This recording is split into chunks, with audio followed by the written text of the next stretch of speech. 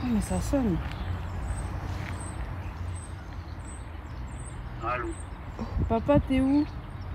Nasma Ali vient de réussir à joindre ses parents pour la première fois depuis plusieurs jours. Une dizaine de minutes au téléphone suffit pour retrouver un peu de réconfort. Mais la frustration est là car la conversation se coupe sans le temps de dire au revoir, faute de réseau sur l'île de Mayotte.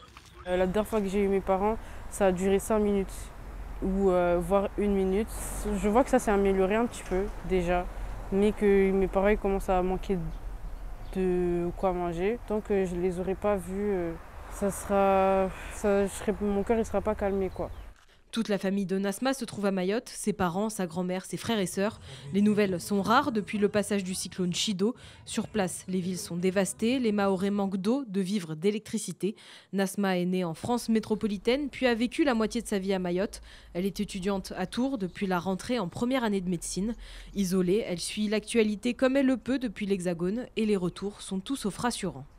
Ça me fait très très mal au cœur de ne pas pouvoir être là avec mes frères et sœurs et tout. Je ne sais pas ce qu'ils ont dû ressentir, la peur qu'ils ont actuellement.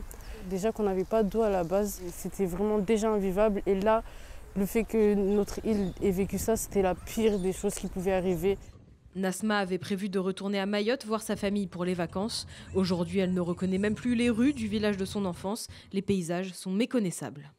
Le Mayotte, ça sent la mort maintenant. L'île au parfum est devenue l'île au cadavre. Ça me touche vraiment parce que j'ai l'impression que personne ne fait rien et que personne ne nous entend quand on dit que l'île a besoin d'aide. À l'heure actuelle, le bilan très provisoire fait état de 32 morts après le passage du cyclone. Un nombre amené à grossir, mais difficile à estimer. Le préfet de Mayotte évoquait en début de semaine des centaines de morts, voire plusieurs milliers.